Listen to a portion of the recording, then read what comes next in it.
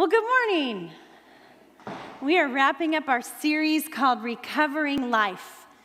2 weeks ago, we had Dr. Dave Simbora here talking about healing from our brokenness and depression and anxiety. And last week, we had David Timms come and talk about stress and anxiety. So this week, we thought we'd lighten it up a little bit and talk about healing from the wounds of our past. For the two of you in the room who had perfect lives, you can just, tuck this sermon away because you live in a world of brokenness. And you're surrounded by people for whom this is a very real topic. So we're going to be talking about how we heal and what that looks like. A few months back in May, my oldest daughter graduated from college, and we were going to be giving a big graduation party. And so you know what happens when you have a big event like that at your house? You clean, right? All the things you haven't dealt with for so long, you decide now's the day, I got to deal with those things. So it was Saturday, the party was on Sunday, it was a big work day, everybody had their jobs to do. And my two younger daughters, I gave them, their job was fill up Jesse's truck with everything that needs to go to the Goodwill, the dump. Oh, and by the way, there's this 10-gallon paint container that we're never going to use the paint from, and I found a store just a couple blocks away. They recycle it. Take that there. Okay, break. Let's go. So they leave, and I'm getting ready to do stuff, and no sooner, like 3 minutes later, my phone rings, and I'm like, hey, Mom. I go, oh, Lord, what happened? And she's like, the paint spilled. And I go, what do you mean the paint spilled? And she goes, the paint spilled everywhere. It's all over me, it's all over Jesse, it's all over the truck, and Mom, it's like all over the parking lot. And so I said, can you drive away? She's like, no, Mom, it's behind us. We opened the bag and it fell out. And I was like, gee. So she goes, you need to bring as many towels as you can. So I go and grab as many towels as I can from our house, and there's this wonderful and terrible thing that happens in our family, and that is we get the giggles, but sometimes it's at the worst possible time. So I'm putting all the towels in the car, and I just start laughing, like uncontrollably. And it only takes 3 minutes to get there, and I'm like, okay, Heidi, this is not a good time. You need to stop laughing. And I get out of the car, and I'm like trying to contain myself, and I get the towels, and our eyes meet, they see, and I start giggling, and they're like, because the guys at the paint store, they weren't really laughing. So I take all the towels over there, and within like 2 seconds, all of our towels are totally used up, and there's still like gallons of paint that they're trying to deal with.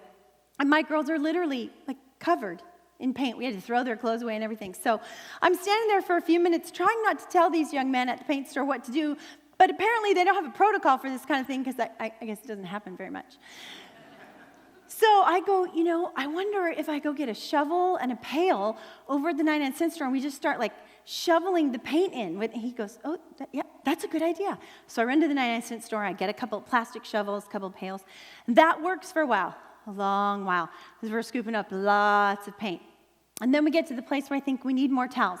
So I run to the 99-cent store and buy towels, come back. We use all those up. I run to the 99-cent store, buy more towels, come back. Use all those up, and then we've got it all where, there's a mound of gross towels and everything else, but it's looking pretty good. And I said, you know what? I think if you just turn on the hose and wash it down, I think we're going to be good. And he goes, we don't have a hose. I go, okay, I'll go to the 99-cent store, and I'll buy water.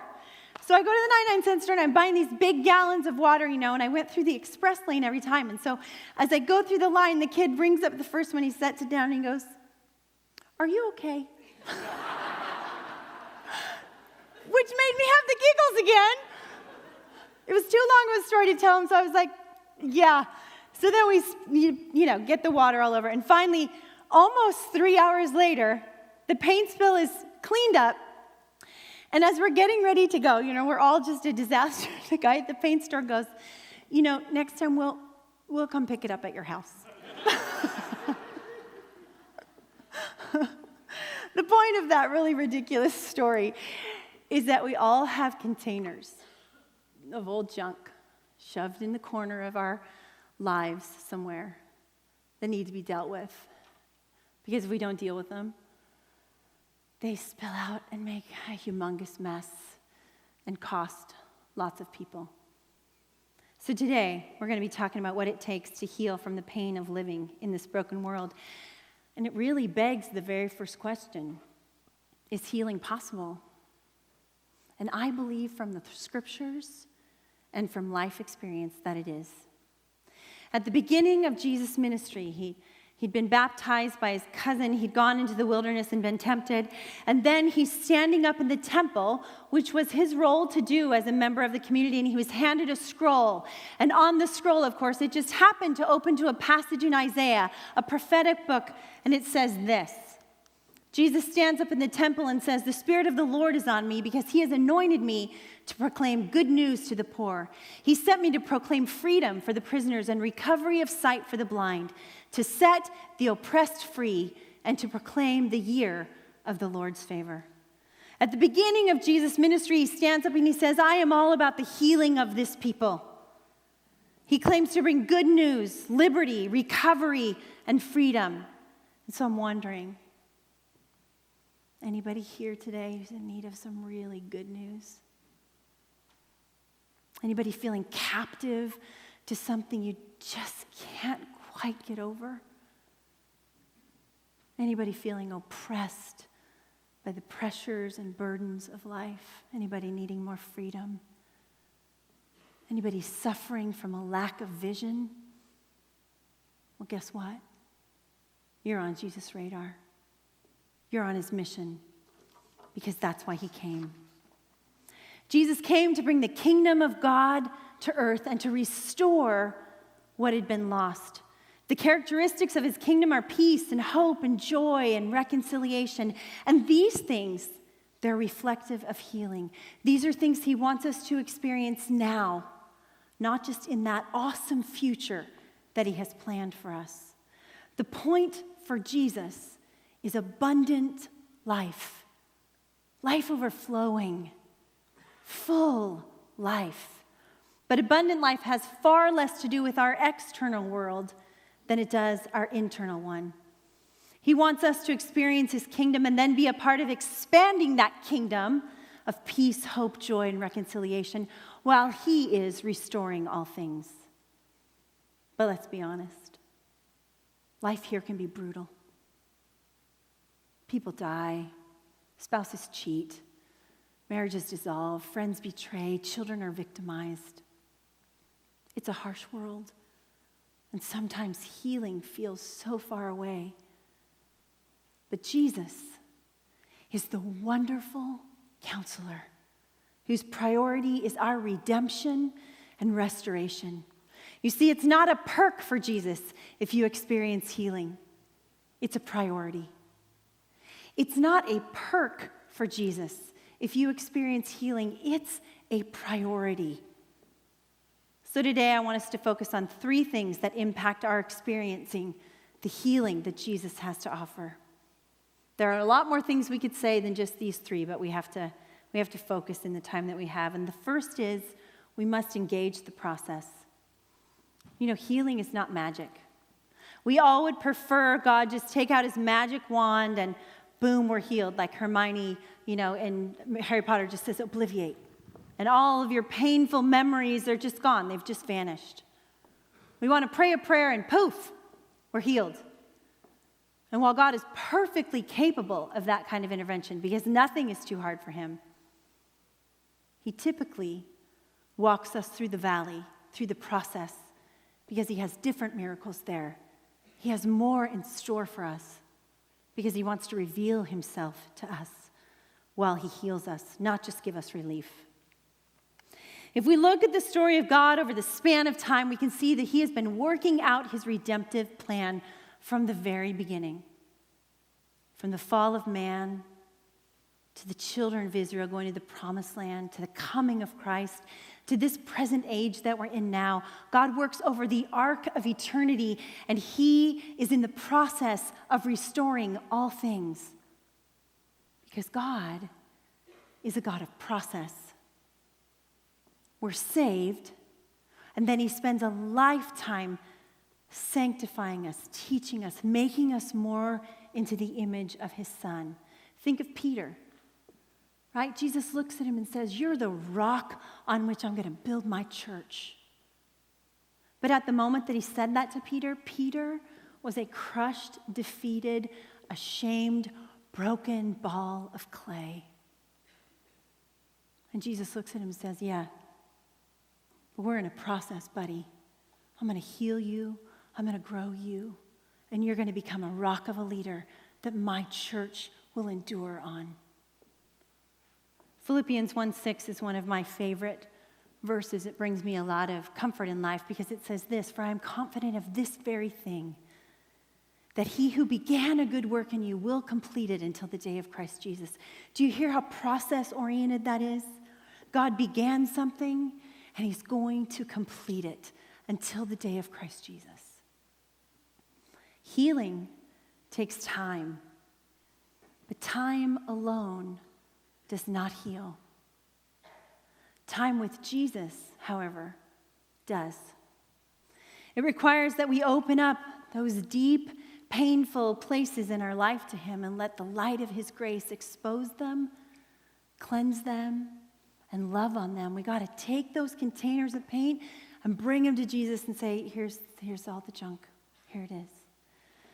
In Psalm 51, it says, "You delight in truth in the inward parts, and you teach me wisdom in the secret places." If we invite Jesus' truth into those deep, inward parts of us, he will teach us truth and wisdom in those secret places. That means he will move, he will heal, he will redeem those places. But if we don't, if we choose to keep that container of paint shoved away in a corner, then our history will determine our future. Because things that we don't process from, we don't heal from. Things that we don't process, we don't heal from. And often the very thing that allowed you to survive whatever it was, whatever that painful thing was, the very thing that allowed you to survive that coping mechanism, when it's used as a strategy for living, it undoes you. It destroys you. It hurts you. It was meant to cope during that time of crisis and stress, but when we don't process, we use it as a strategy for living. So, for example, a child who's abused, sexually abused, disassociates, disconnects from her body, so the abuse is happening to her body, not her, and she goes somewhere else. Some other fantasy world that she creates. But she doesn't process that abuse, and when she becomes a mother and her kids are approaching the age she was when she was abused, guess what she does? When she gets overwhelmed, when she gets stressed, she doesn't stay in reality. She goes somewhere else, and they're saying, "Mommy," and Mommy's somewhere else. That disconnecting helped her survive, and now it's undoing everything she loves. A little boy who had to be perfect growing up so as not to be the trigger of his father's intense rage turns into a workaholic who is riddled with anxiety because he never, ever feels good enough. Someone who suffered a traumatic event relives that event over and over and over in their mind, but externally, they maintain high levels of control on everything and everyone to try to manage the chaos. If we don't process, we don't heal. And instead, we do things like compartmentalize, we isolate, or we make sure that we are never alone. The thing that helped us survive is now crippling us. You see, the patterns that we experienced for good or evil, some of the patterns we experienced are really good. The patterns we experience for good or evil have more power in our lives than we often realize. Let me demonstrate it this way. So my youngest daughter is an athlete, and she went to Friends Christian School here, and there was this award called Iron Woman. And to be I know, sounds pretty awesome, right? No cape or anything, but Iron Woman. So she wants to be Iron Woman, and that means you have to make a varsity team for every sport. You have to make a varsity team. So she's trying out for softball. Never played softball before, but she's trying out for softball. She makes the team. I, on the other hand, I grew up on the baseball field. My dad was a baseball coach from the time, I don't think I was ever alive when my dad wasn't a baseball coach. He was a baseball coach from my birth all the way until I was a senior in high school. So I spent a huge majority of my life on the baseball field watching my dad do things like this. Giving signs, saying weird things to his players. It was just a part of my childhood. It's what we did. So Jessie gets up to bat for her first time against, of course, the fastest pitcher in the league. Really? So first pitch, swing and a miss. It's okay, baby. You're going to get the next one. It's all right. Next pitch comes, just nails her in the shoulder. And she drops the bat and buckles, and she's about to cry. And before I can help myself, my dad just leaps right out of my mouth, and I yell, "Suck it up and take your base."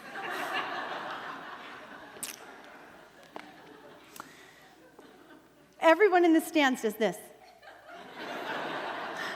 Then I go, I love you. Are you okay? Then she's cracking up now. She's running to first base, and they nominated me for Mother of the Year. The point is, if we don't deal with our history, we are bound to repeat patterns. We see this in lots of ways. A man who swore he would not be angry like his father chooses to live his life emotionally unavailable so that he can't ever be close enough to someone to be triggered. But we all know that's not going to last very long. And when the tensions get too high living in a family, he explodes, says things his father says, acts like his father acts, and then he's ashamed. And he goes back to his walled up place and swears, "I will never do that again. I do not want to be like my father." And on and on and on the cycle goes. Someone marries an alcoholic, divorces them, doesn't process that life, just says, "I am never going to do that again," gets remarried, marries a different kind of addict, lives in another codependent, unhealthy relationship. A survivor of sexual abuse becomes sexually promiscuous in order to gain control and power over that thing that controlled and overpowered her. If we don't deal with reality, reality will deal with us. Think of King David. If you don't know the story of King David, I'm going to give it to you really fast. You should go home and read it. It's a fascinating story. The first time we meet King David is when the prophet of God comes to King David's family and says to his father, "I need to talk to all of your sons." David's father gathers all of the sons except David. Just leaves him out in the pasture. It doesn't even cross his mind that he has another son. After hours, the prophet says, "Are you sure you don't have any more children?" And the guy's like, "Oh yeah, there's David." So you can tell he was treated like a nobody, like dirt. He didn't really count for much in his family. He was just David. God makes him king. David serves the Lord very well in a lot of ways, but there are a lot of other things he did that were very wrong, that he repeats patterns of his history. He becomes king, he gets filled with power, he sees a woman, he lusts after her, he decides he gets to have her because he's the king, brings her into the palace, has sex with her, finds out she's married, decides to kill her husband so that he can be in the clear. Fast forward years later. David has a bunch of children, all from different wives. We'll talk about that another time. All from different wives. He has one son named Amnon who lusts after his half-sister Tamar. Decides he gets to have what he wants. Tries to coerce Tamar. She'll have nothing to do with it, so he rapes her because he gets to have what he wants. Tamar's full brother hears of it, is enraged, goes to David, tells David of it. You know what David does? Nothing, absolutely nothing. Buries his head, can't value Tamar for anything. So you know what Absalom does? He kills his brother. Do you see it? Do you see the patterns? People treated like nothing. I get to have what I want when I want it. Hatred, murder, it's all right there. Because of the patterns of our history get repeated if they don't get processed. The Bible calls that generational sin. In psychology, we call it recapitulation. You're trying to rework something to get a different outcome. You're trying to gain mastery over the very thing that is master over you. But when you do it without Jesus, you're essentially just putting things around that container to try to hide it. takes courage to face our wounds, because sometimes what's inside when we take that lid off terrifies us. But listen to what the Lord says in Isaiah. Do not be afraid. I have called you by name, and you are mine. When you pass through the waters, they will not overtake you. And when you walk through the flame, you will not be destroyed, for I am the Lord your God. He says to you, I'm not saying the waters aren't scary. I'm not saying you won't feel like the waters are up to here and you feel like you're about to drown. But I am saying to you, I've got it. Because I know you by name. And you belong to me. Are those flames going to be hot? Is it going to terrify you when you take the lid off of that thing? Absolutely. But guess what? You will not be burned because I have called you. I have redeemed you. And I know your name. Every time Jesus healed someone, they had a part to play. If you think about it, he heals the lepers in Mark 1, and then he says, go cleanse yourself and show yourself to the priest. He heals a blind man by spitting in some dirt, putting some mud on his eyes, and saying, go wash in the lake. In Mark 6, he raises a dead girl to life and says to her mom, well, fix her something to eat, and tells the girl she needs to eat too. The woman who's caught in adultery, Jesus sends away her accusers, lifts her up, and says to her, go and sin no more. You see, Jesus is the author of our healing. Jesus is the source of our healing. But living in that healing, that requires my cooperation. Living in that healing requires my cooperation. And when we don't deal, when we bury things alive, bad stuff grows. Darkness gains power. Those containers of old junk shoved somewhere in a corner of our lives, they become toxic waste inside of us. And toxic waste, you can fool yourself to think you're keeping it inside, but it has fumes. And it leaks out to the people that you love, like that paint spill. So the question is, are the wounds of your soul, is the pain of your past, is even your present circumstance being regularly brought into the light of God's grace? Because while your past can't be changed, it can absolutely be redeemed. Along with processing our wounds, we need to employ the power of gratitude. Gratitude is a powerful force. It is a game changer, my friends. It doesn't extricate us from the valley of the shadow of death, but it certainly changes the terrain. In Luke 17, Jesus is going through a village and he encounters 10 lepers who want to be healed. They beg him for mercy, and he says, go show yourself to the priest, you're healed. All 10 lepers are healed, go to the priest. Only one returns. One returns to say thank you. Do you know what Jesus says to him? Rise and go your way. Your faith has made you well. Well, I thought he already healed them. He did. He sent all 10 of them away. All 10 of them no longer have leprosy. But only one of them is well. Only one of them found faith. Because Jesus received his gratitude as an act of faith and said, that furthered your healing. Gratitude can further our healing as well. Because gratitude yields hope, and hope produces joy, both of which are necessary for us to heal. Hope is to the soul what oxygen is to the lungs. It says in Proverbs that when a heart doesn't have hope, that heart is sick. Because a heart without hope cannot have joy. And remember, peace, hope, and joy, those are hallmarks of God's kingdom. For me, gratitude has been a pathway through the valley of the shadow of death. When the stress and the grief were so much, gratitude became something that saved my life. When I put myself to the practice, to the discipline of gratitude, to the intentional recalling of the ways that God's love was faithful and steadfast, specifically for me and my kids, as well as just eternally who God is. You know what happened? My heart began to breathe. My heart began to breathe much more deeply. What it looked like for me was every morning I would wake up and I would ask God to make me brave. And every night I would go to bed and I would take out my journal and I would write down as many things as I could think of that I had to be thankful for, things that I could be grateful for.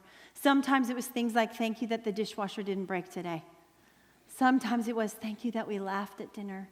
A lot of times your names were in that list. Thank you for this person. Thank you for this person. And sometimes it was just, thank you that I know you're trustworthy. But I would list everything I could think of.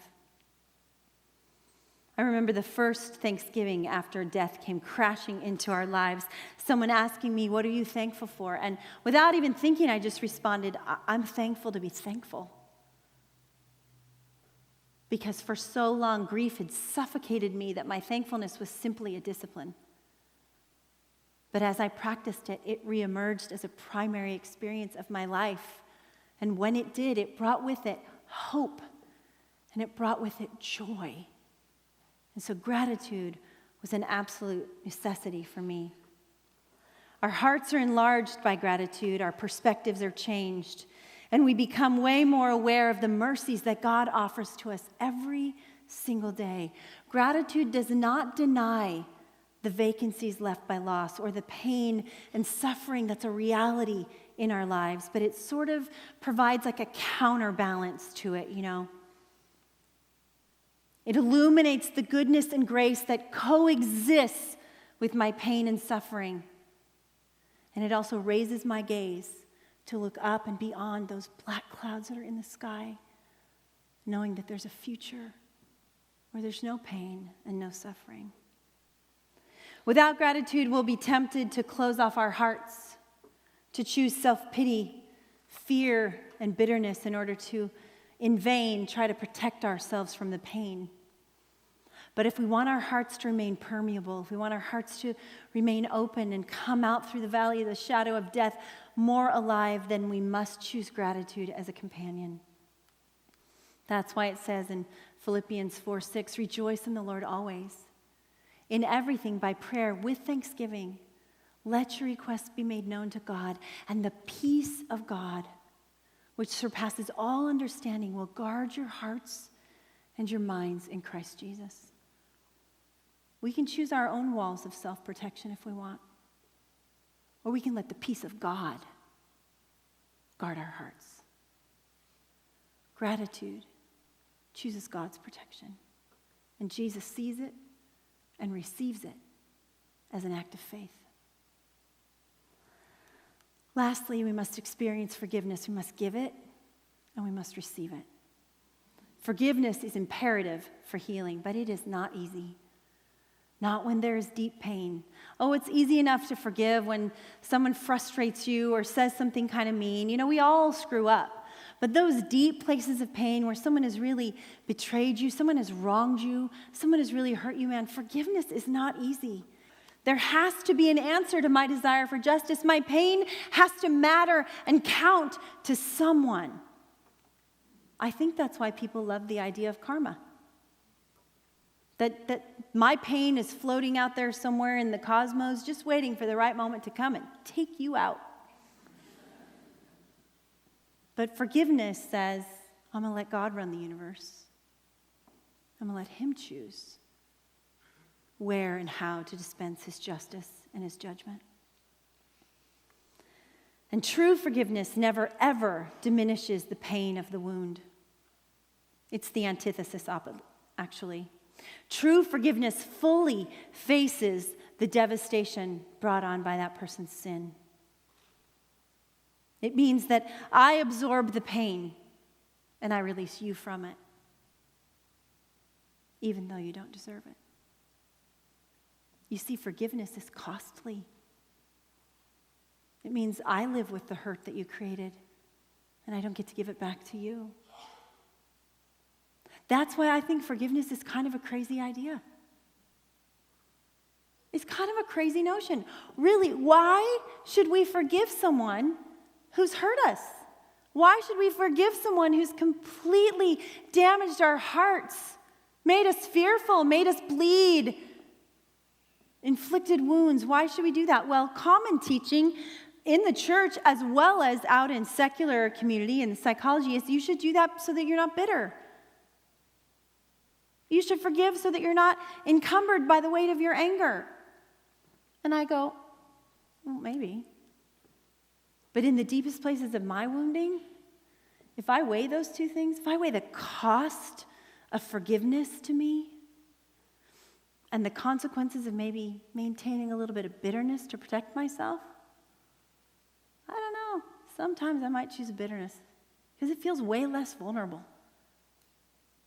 It feels way less like I could just be hurt again. It feels like somehow my pain is going to matter. It didn't just go away. Yeah, I just don't find that a compelling enough reason to forgive. I think it's a result of forgiveness. I think it's an awesome result, but I don't know that it's compelling enough for someone who's been abused to forgive their abuser. For someone who's been betrayed to forgive the betrayer. I can only find one reason, one sound, cogent reason that I ought to forgive someone. That's because Jesus forgave me. Without that, I'd choose bitterness every day. But Jesus forgave me first. So while I might want the world to run on, the idea of fairness when it comes to you, like I think you should get what you deserve when you hurt me, the reality is I don't really want what I deserve. So when I realize that without God's mercy, I'd be up a creek. When I realize without God's mercy, I would be desperate and lost, then I can choose to forgive you for the sin that you've committed against me. Not because you deserve it, but because I didn't deserve it, and Jesus gave it to me anyway. I remember sitting with a client as a marriage family therapist who was struggling with, she had been sexually abused by a member in her family. And we'd been working through the memories and the process. And in this particular session, she was just struggling with the injustice of it all. I remember her sitting there and just so stressed, saying, so he just gets away with it and I'm the only one who has to pay the price?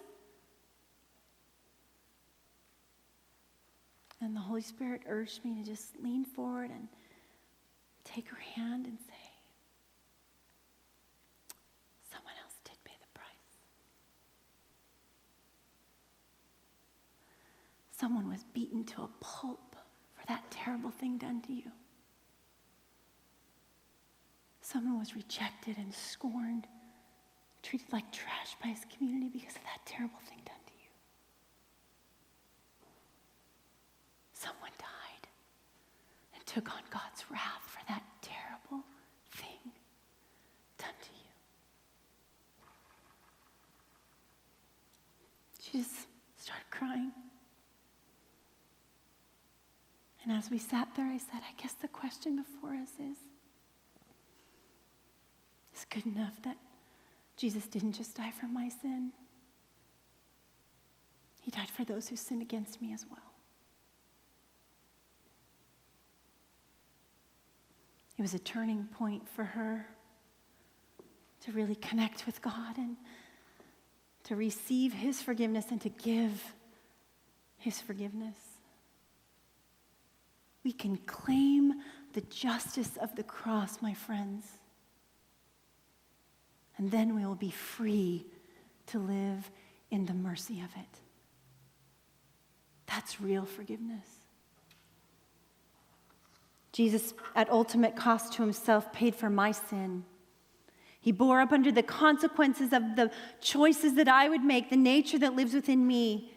He took on the judgment and he took on God's wrath, the wrath that I deserved. He took it on in my place so he could offer me forgiveness. That is the only reason deep enough, wide enough, long enough, high enough, strong enough for me to forgive. My healing is possible because his wounds came from my sin. He suffered that I might be healed. And so I have no place to stand to not offer that same kind of mercy and forgiveness to another. It's also the only really compelling reason to receive forgiveness. Because maybe you're sitting here thinking, you know what, Heidi, I'm usually the offender, not the offended. And I'm so bound in shame, I can't even imagine being forgiven. I don't want to be released off the hook. I want to punish myself until the cows come home. I want to say to you today, Jesus died for your sin in the same way that he died for the people that you wounded. You are not outside of God's mercy. You are not outside of his reach. And when you say you're going to refuse his forgiveness, you say his death on the cross means nothing. Some people say, well, I know God forgives me, but I just can't forgive myself. Oh, let's think about that for a second. What are we saying when we say that? My opinions, my thoughts, my rules, my judgments, they're all way more important than God's. Because listen, people, if God has forgiven you, period, end of sentence, that's it. Game over. Bottom line. And if you say, I can't forgive myself, even though God forgives me, actually you've got yourself in the place of God and God in your place.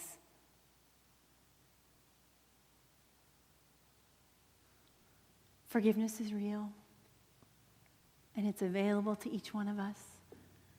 And it's the only compelling reason I can find for us to extend that same forgiveness to one another.